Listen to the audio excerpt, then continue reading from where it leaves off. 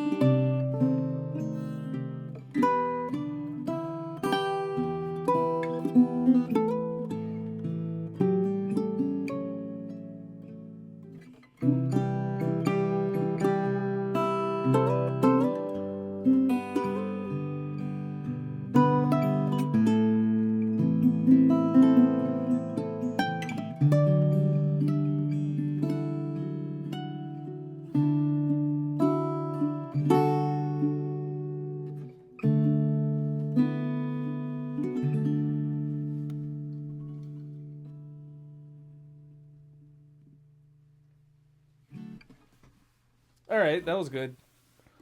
It's good enough. I love that chunky warmth of the Nathaniel Rich tenor there, right? It's a really. It's got a fat tone. It's a nice fat tone. It's warm. It's rich. Before we get into that guy, though, Corey, why don't you give us a sample? This is a This model is we the. haven't featured before. From I didn't Pono. even know that we had it. Right. This is a newer model from Pono. This is the L-15, featuring solid mango top, back, and sides, and a nice satin finish. This is the L series bodies, which are really the smallest in the offering. This was based on the turn of the century style guitars, where a lot of them were this standard shape, which is very compact. It's a good, lounge back on the couch kind of guitar, which still produces a good amount of volume, fullness, kind of more than you really need if you're a couch player, but it's good for pretty much every style. It's a 12 fret to the body, but it doesn't make you feel limited in what you can play in terms of fret space. And really, really good sustain. Nice slotted headstock. That's one thing I like. It's kind of almost a vintage thing. You don't see slot heads on guitars, only if you custom order them. And amazing build quality as always. We got standard 80/20 bronze strings in here from the factory, and makes this thing sing really well. So yeah, the new Pono L-15 guitar, check it out.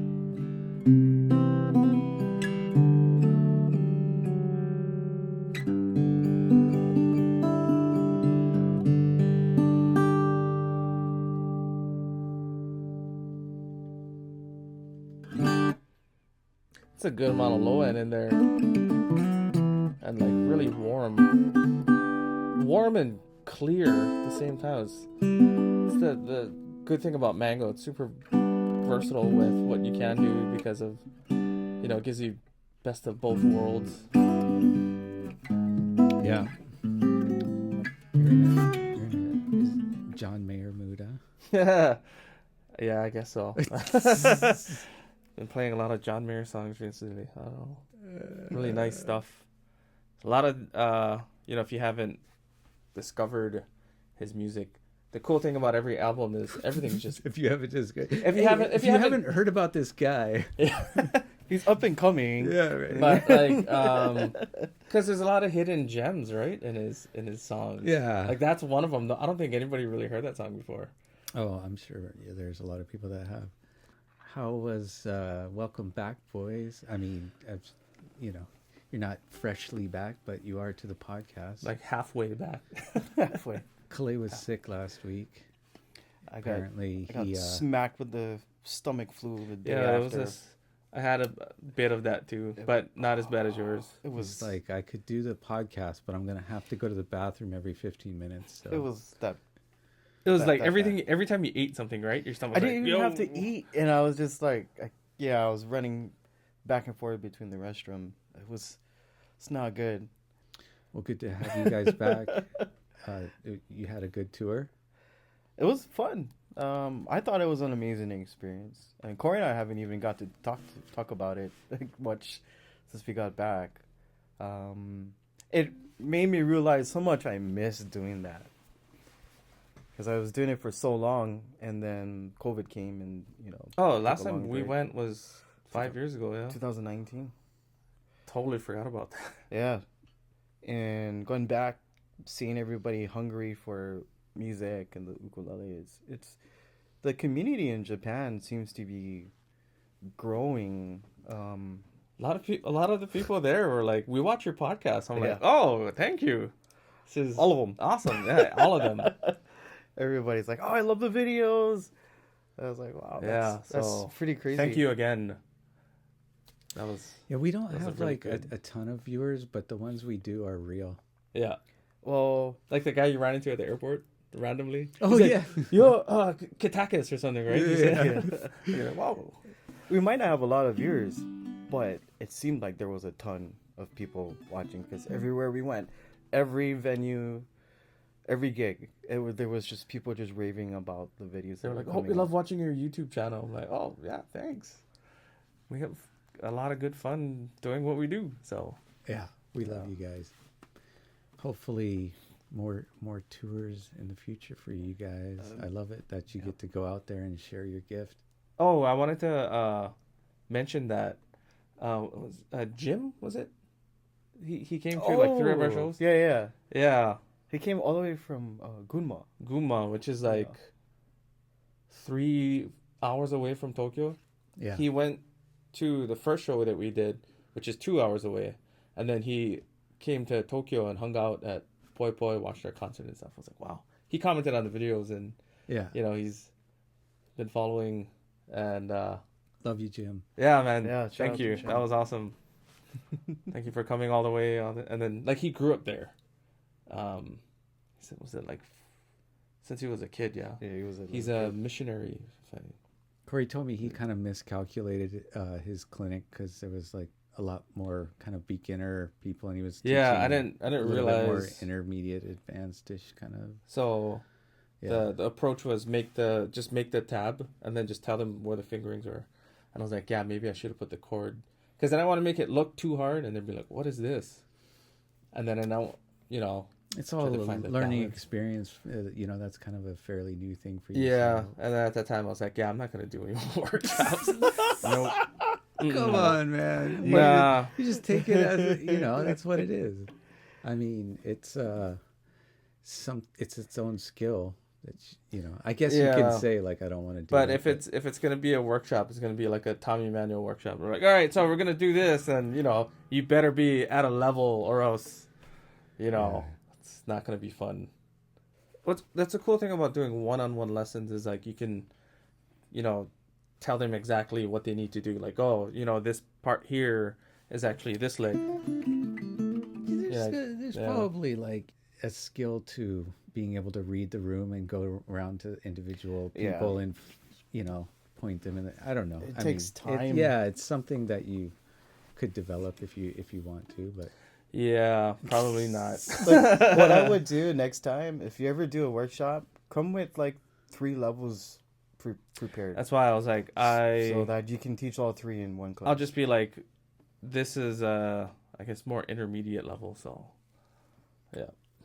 So before we get into this beautiful tenor that Kalei has, I'll give you like a rough bio of Nathaniel Rich. He grew up in a family of artisans playing music, actually built his first guitar when he was 15 years old. He went to San Francisco Conservatory of Music, studied classical guitar, but then realized that Lutherie was really his calling. He went on to work for some really, really amazing world-renowned guitar builders like Irvin Smogy, and then off on his own, he was doing repair restoration for a lot of the main guys in San Francisco Symphony. Anyways, he moved to Hilo, Hawaii, and he started building ukes, and we're going to feature one of them here for you.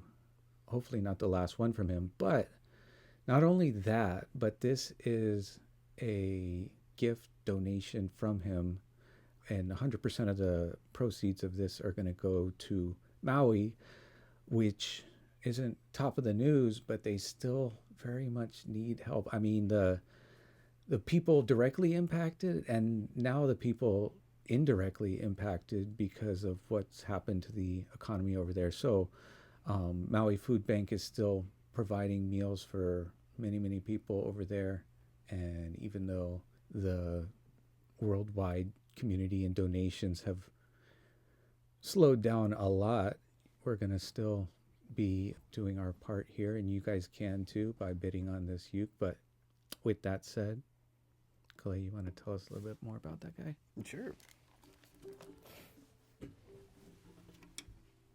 So this ukulele has some of the most rarest wood, if not the rarest type of mahogany you could possibly find. It's pretty much no longer available, so any builders who have these sets have either got it from someone or who they've probably been holding on to it for quite a long time. And it's a beautiful piece. This features the tree mahogany, which is a very highly quilted, curly mahogany, and it's a very famous type of mahogany. You'll see it used on a lot of high-end instruments. This one is actually very unique because the build style is using a double top and a double sides, and we'll get into that really quickly. We have beautiful quilted the tree mahogany for the top, back, and sides. It's really gorgeous to just look at. You can tell that there's a few unique coloring that's on this ukulele. It's a blue theme, and the rosette and the fingerboard is made out of mango, and the mango has been dyed blue. That's how you're getting this really nice effect. If you look in the pictures in the description, you'll be able to see that the fretboard is really nice and curly. So is the rosette. We got ebony binding bridge faceplate, backplate with blue purfling around this whole instrument.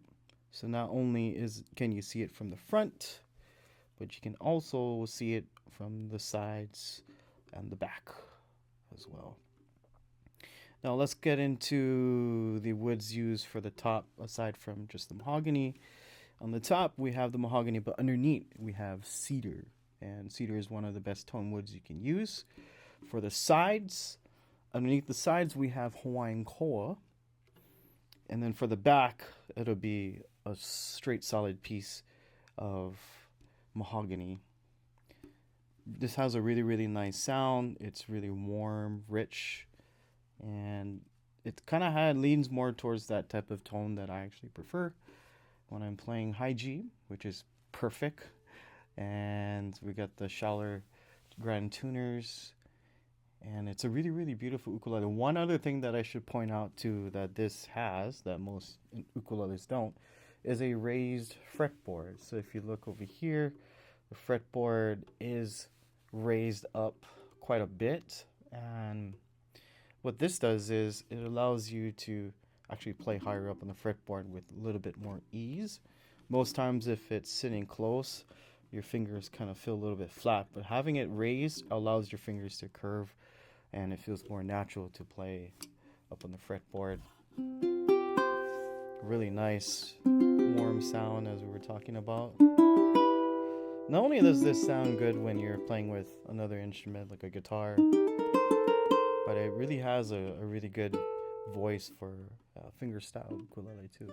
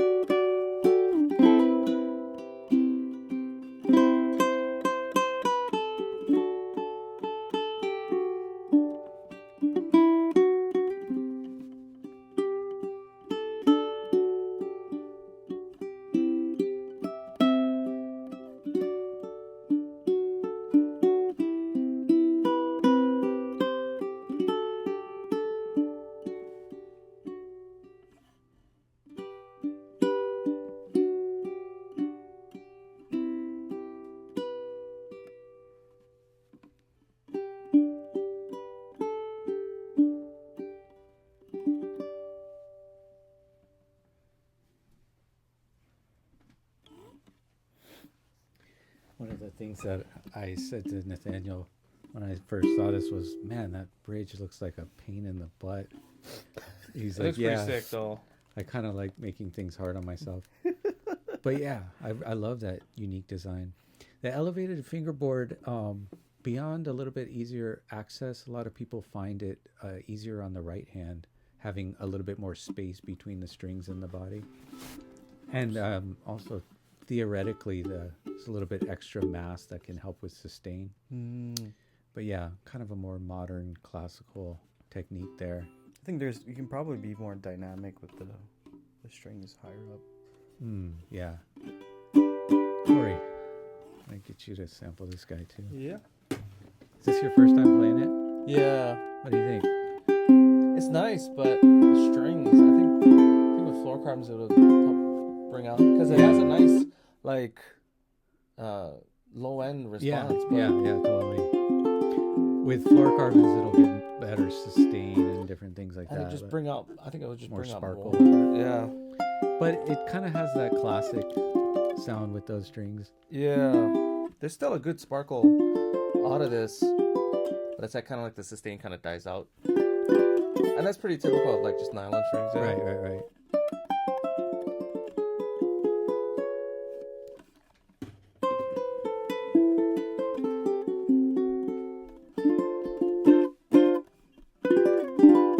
That's nice. You have to kind of dig in a little bit more, but when you do it, like brings out like a good fullness. It's punchy. Yeah.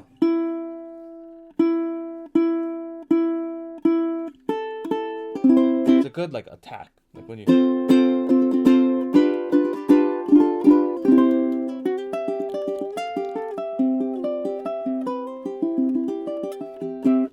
this is nice.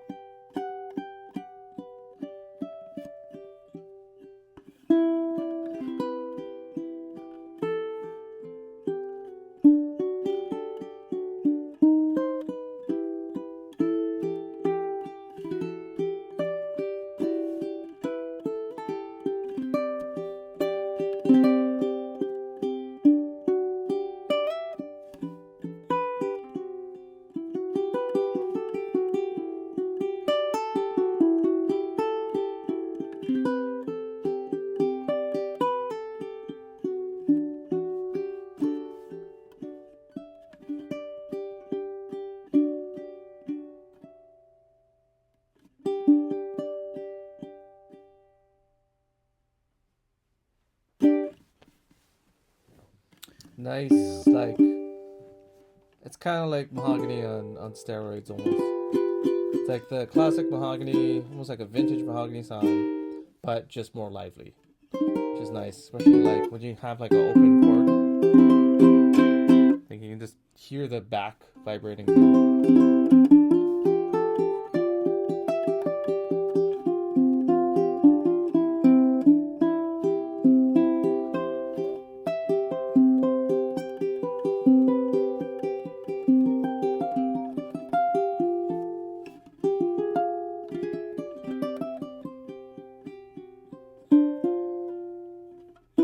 Yeah.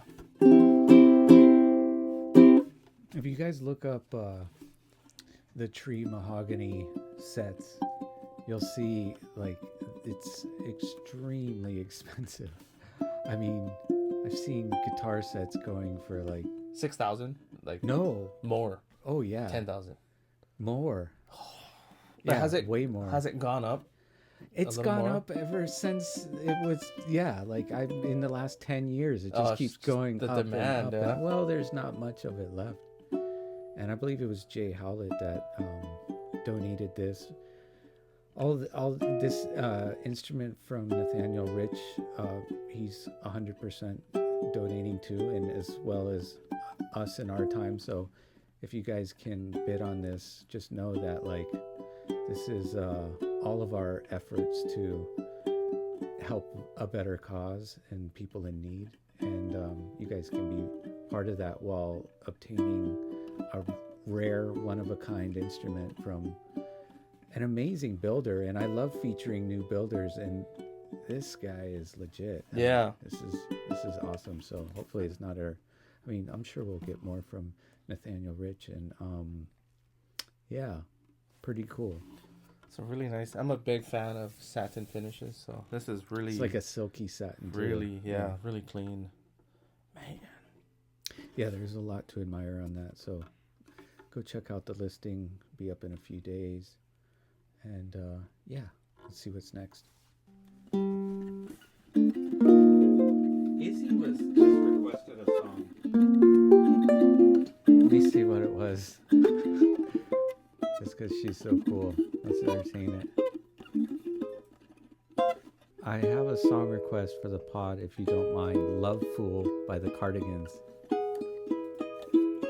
What is that? I don't know. What's it called? Lovefool?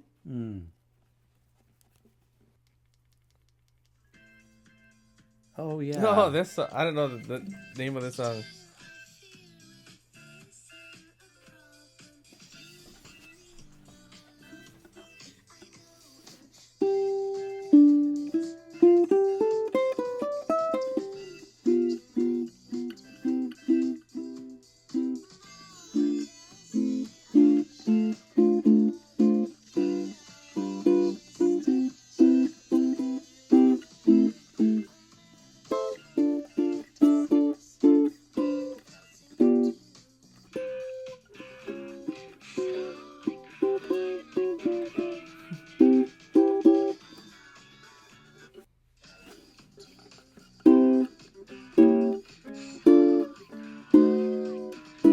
Oh, okay, yeah. It is. So it's C, walk up to the diminished, which is A, and then D minor, B7. Yep. E7 after, or E, regular E, yeah. So it just goes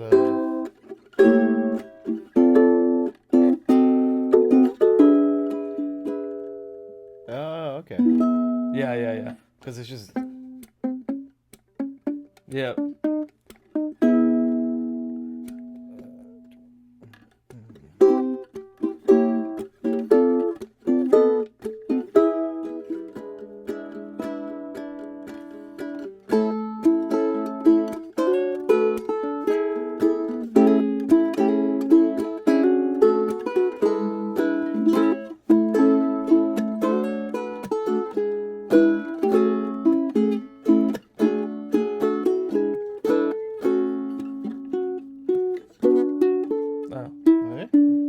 It goes to like a D minor, right? Yeah. I gotta use the restroom. The way where the melody lands on the strings, Yeah. makes it kind of funky.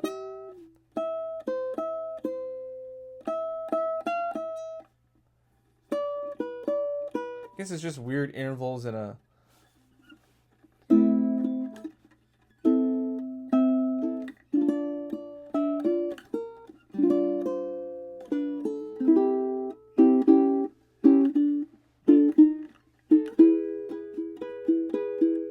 And then it was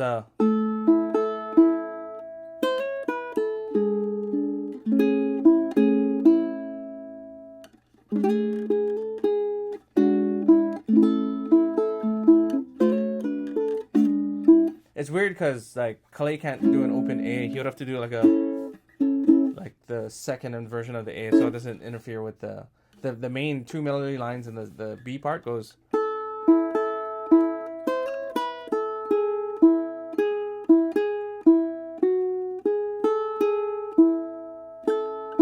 So if you just did like, here we go.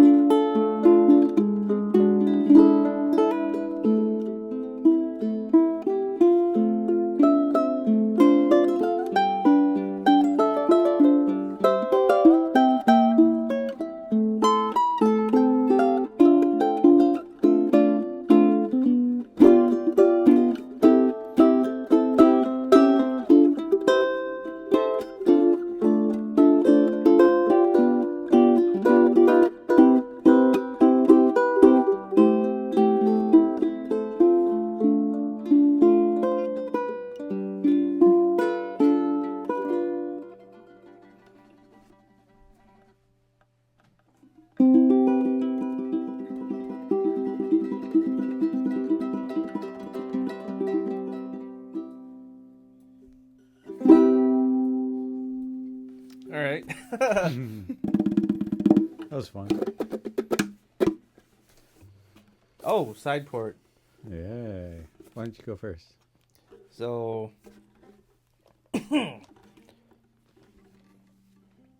this just came out from downstairs. This is a T100 tenor from Ko'olau, featuring beautiful koa top, back, and sides of the satin finish. This one's a little different from the few that we had this past year.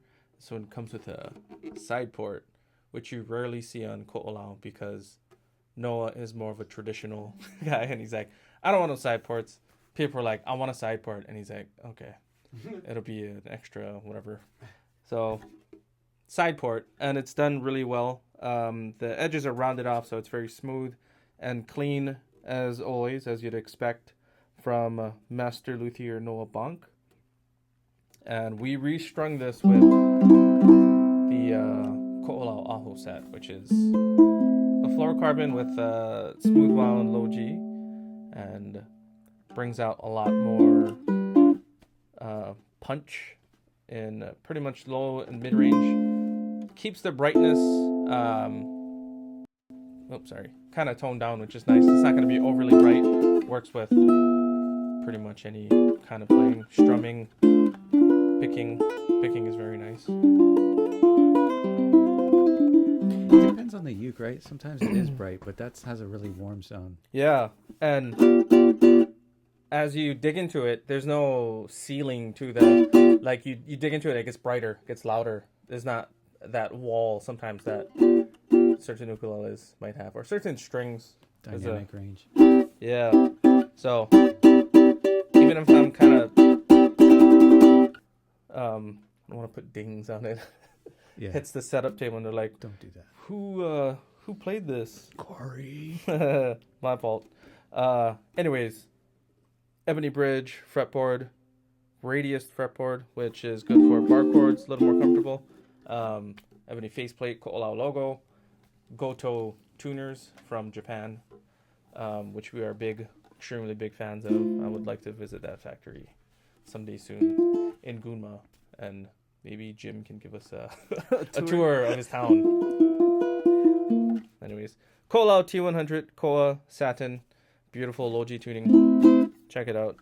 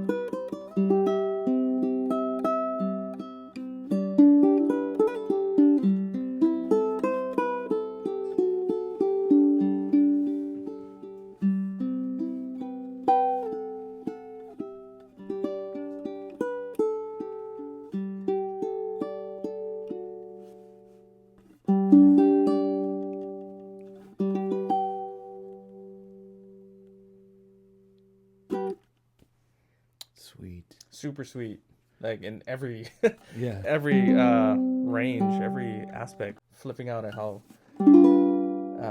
clear it is. It's a really balanced instrument. It's like the ukulele is like right in my ear.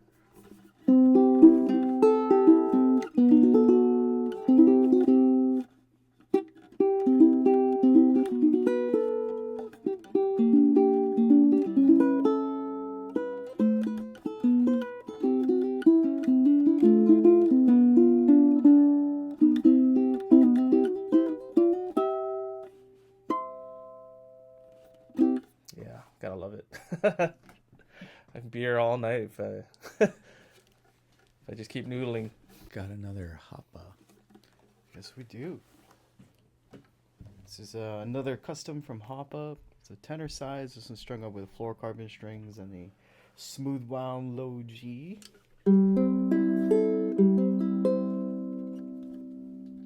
Pretty much all. Whoa! Just listen to that sustain. It's still going. I was just about to talk about that too. I was gonna say that pretty much every single Hapa ukulele we've ever had amazing sustain. The notes tend to ring for far longer than some other instruments out there, and this is a good thing because a lot of times for me when I'm playing, I'm trying to squeeze out as much sustain as I can.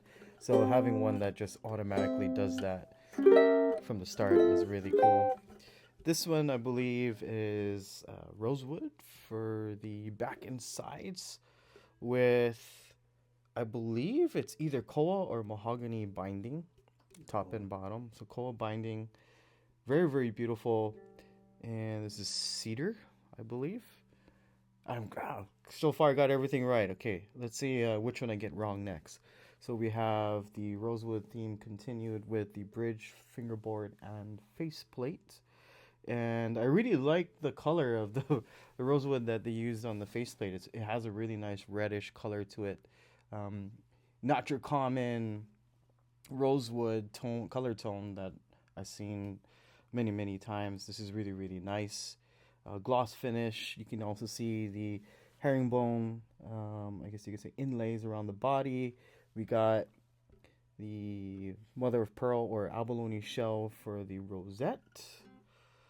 And very, very beautiful. We got another herringbone strip coming down the center and the back with some green purfling, some really nice detailed things that are quite hidden from far away, but when you're up close you get to enjoy everything.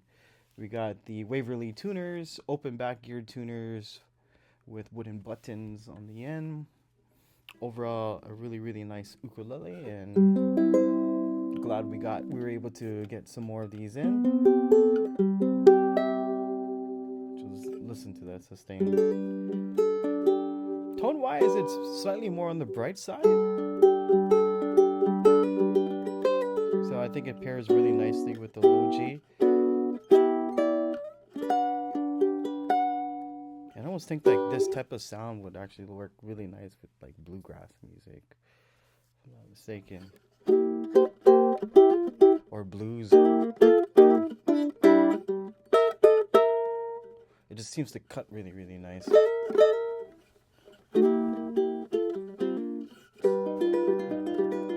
Like how that has a vintage ukulele sound. Yeah. Here. But Even the headstock looks more vintage. yeah, like that. Wow. You can actually like control how you want it to sound too. If you want it to sound huge and open, you just kind of like just pull it a little bit forward away from your body. And then everything just comes alive. And if you want more of a, I guess you could say, I wouldn't say staccato sound. But if you're comping, it sounds nice when you're actually holding it up against you. And then solo time.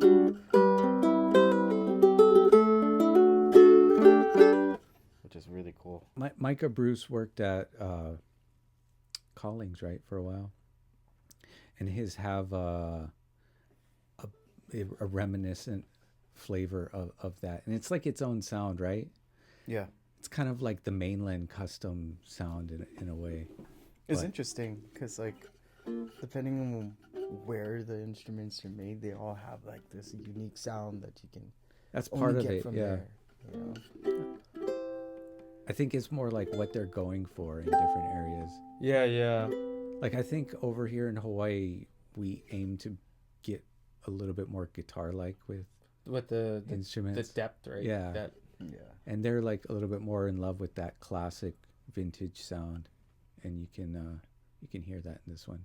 Anyways, I'll start yabbering.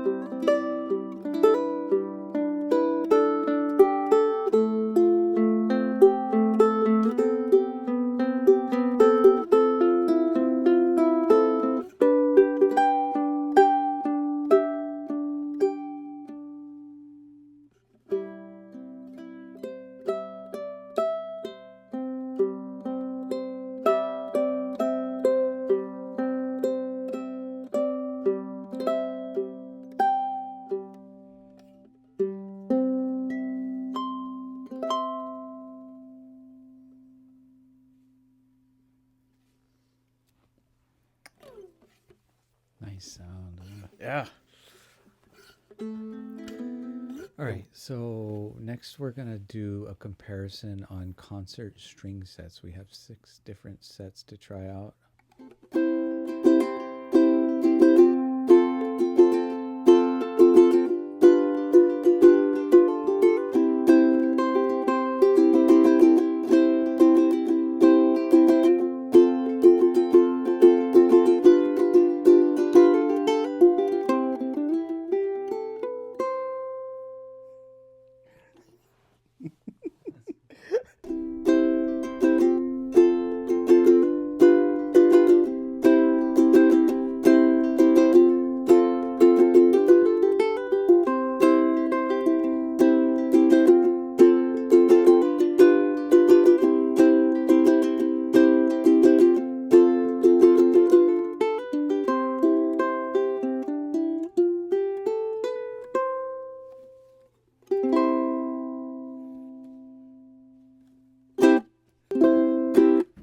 Wow.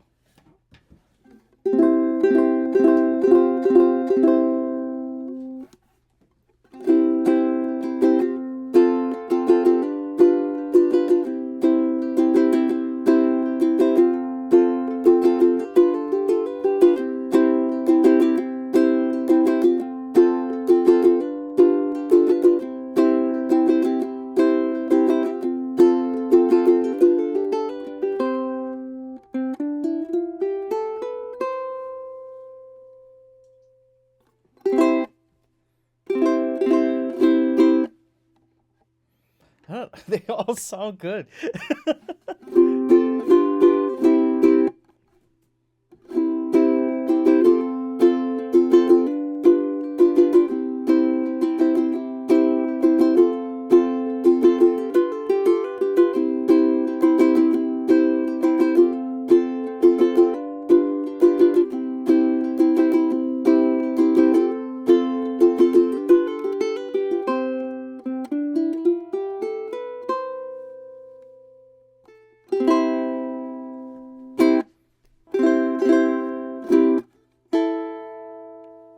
Okay.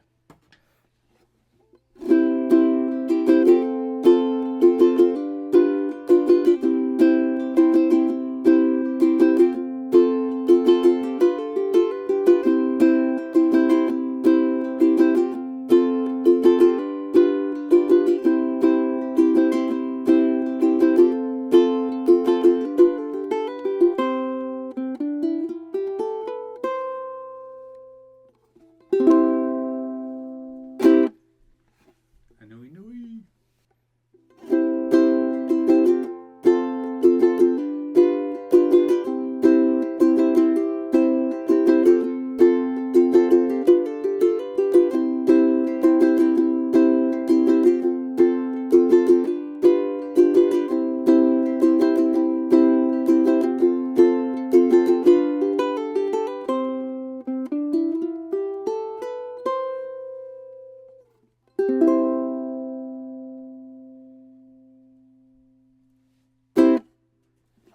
Okay.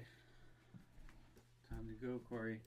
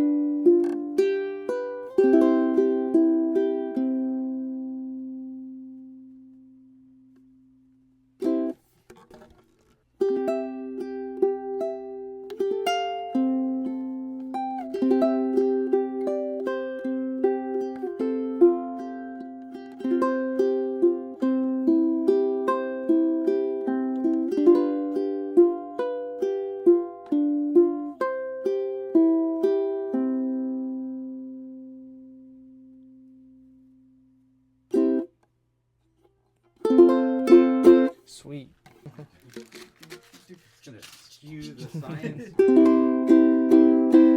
Ooh. Oh, this is nice.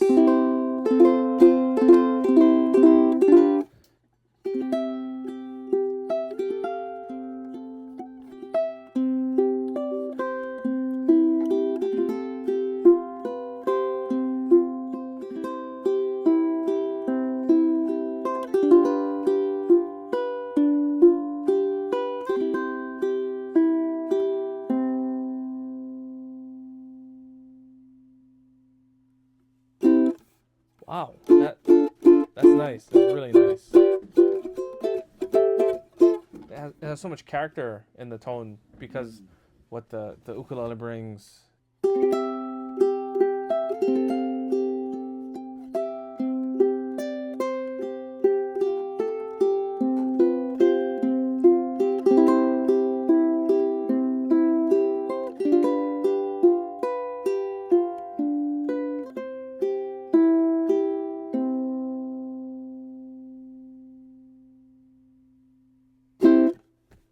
That's a good one if you want a little bit more brightness than the black waters. I did this partially because I'm interested. I'm still kind of thinking about what is the best set for the Oli concerts, and the obvious choice is the Kolau Ahos because I developed them and they cost me the least and they sound good. But I don't know. I think from listening to them and playing them, I think I would take the Inui Nui G string, the Uke Logic C string, the Pepe Romero E string, and the Worth Brown A string. So maybe I could make that. It's like we kind of have that going here on that. Oh yeah. Oh, that's the set. No, but Frankenstein. But I want to hear your guys' honest review of all 6 sets. Oh, actually, with that said, I also simultaneously really love the nylon strings, the Alohi on it. I'm like thinking like maybe that's because it's warmer. It's the warmest. Anyways, I want to hear what you guys, what's your thoughts on those 6 sets? Where Corey, Yeah, so what I was thinking was, it's nice how the ukulele is built. It'll allow you to hear more nuance and subtleness between different types of strings as far as like material. You can hear. Speaking of those Oli mangoes, between even like the nylon set to a fluorocarbon, you can tell that there's a certain timbre. There's like a more of a response on the higher tension strings, which is the fluorocarbons, right, compared to the nylon. It's like a lot more smooth, less thumpy, which is really nice because you can really narrow down what kind of sound you want by finding the right string set. What's less thumpy? The nylon set. Yeah. Oh yeah.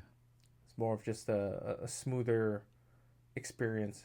With fluorocarbons, because they're such they're really high in density, they always have like a punchiness to them, whether it's like a bright or mid-range to low frequency. There's always like a, if you're strumming moderately, you're not playing quietly, that sound is more apparent in it. While as like if you play on the nylon set, it's just smooth all the way. There's less frequencies kind of jumping out at you. A lot of the fluorocarbons can tend to be more brash depending on how you're playing. There's a lot more brilliance, which is nice if you want that really nice over. Yeah, if you're like finger reverb. Picking a nice, but as you dig in harder, and then with the mango too, because it's such a almost a neutral sound. It's not heavy on the bass or heavy on the treble. It's a good thing to test this, have this experiment with. Yeah, and it might lean towards the warmer side. So as you go to the like spruce and cedar, I might even like the nylon even more.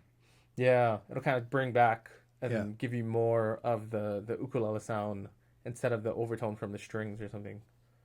But of the 5 fluorocarbons, the Inui Nuis were nice. I was really surprised. Even though I was the one that strung it up. Yeah. I didn't realize, like, wow, oh yeah, this does sound really good. even I played it for a little bit after, I stretched it out a bit after stringing it, and played it against the Browns, even the Browns too. I didn't have high I thought hopes they were for. similar. They were I really think similar, the yeah. Nui and the Worth Browns are actually like quite close in Seemed like tonality.